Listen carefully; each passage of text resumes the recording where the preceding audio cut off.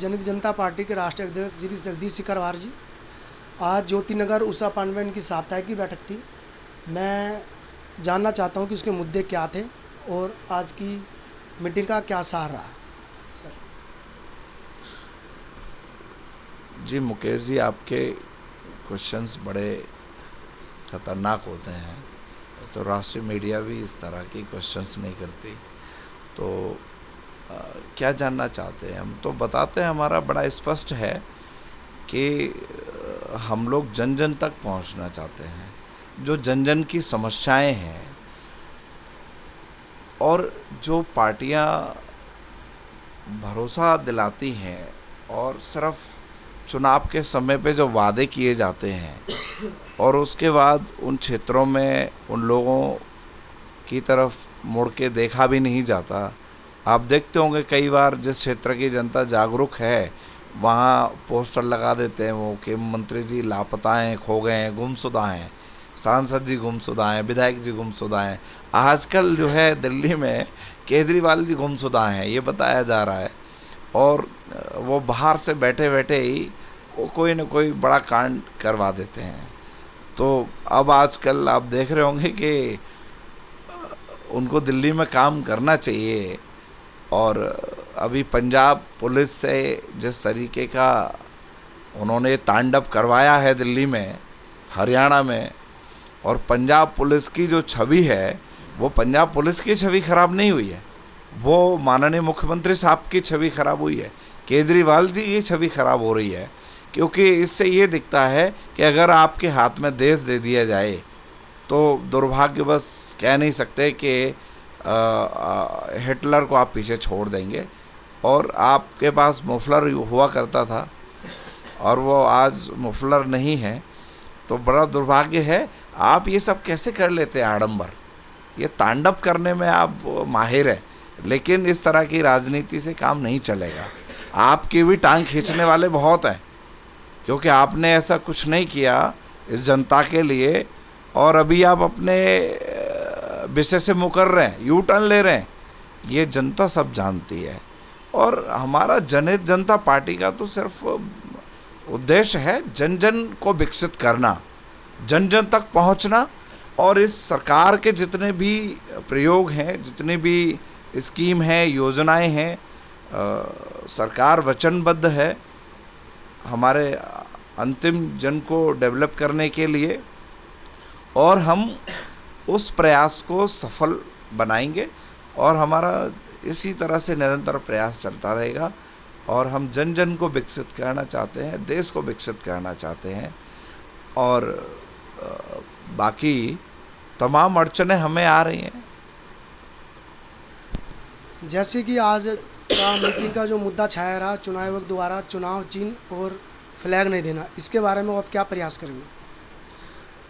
देखिए, अब वो चुनाव चिन्ह और ये सब जो विषय हैं, इन पे हमने कई बार बातें की हैं। चुनाव आयोग तो हम जा के, वो कहावत सुनी होगी कि चप्पल जूते भी घिस गए, तो हम तो पूरे ही घिस गए हैं। हमारे 2 वर्ष चुनाव आयोग के चक्कर लगाने में ही निकल गए हैं। लेकिन विषय गंभीर है। अब हमारे कई युवा साथियों ने भी कई बार बात की है कि रास्ता कोई दूसरा भी है, कुछ ने कोर्ट का रास्ता भी बताया है, कुछ ने कुछ है, सबके विचार हैं पार्टी में। लेकिन बहुमत जो कहता है वो यही कहता है, पार्टी का संविधान जो कहता है कि हमें हिंसक तरीके से कोई भी कार्य नहीं करना, चाहे वो चुनाव आयोग के प्रति हो, चाहे वो किसी भी अन्य सरकार या प्रशासन के प्रति हो। हमें बहुत ही शालीनता से अपने शब्दों को रखना है, अपनी बातों को रखना है, क्योंकि समय बदल गया है और मुझे लगता है हमारी बात को सुना जा रहा है। ऐसा नहीं है, समय लगता है, कोई कारण है, अड़चनें हैं, और हो सकता है सरकारी कार्य है और चुनाव आयोग एक स्वतंत्र प्रभार है, तो उस पर कोई जोर ज़बरदस्ती नहीं है।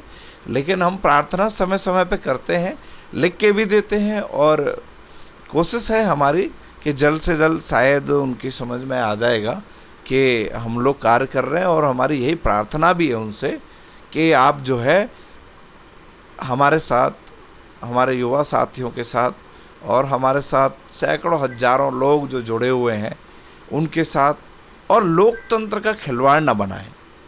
लोकतंत्र में विश्वास है लोगों का, और उस विश्वास को आयोग जो है बना के रखे, क्योंकि आयोग जो है, चुनाव आयोग, लोकतंत्र का पावन मंदिर कहा जाता है और उस पावन मंदिर में हमारी पहले दिन से ही आस्था है।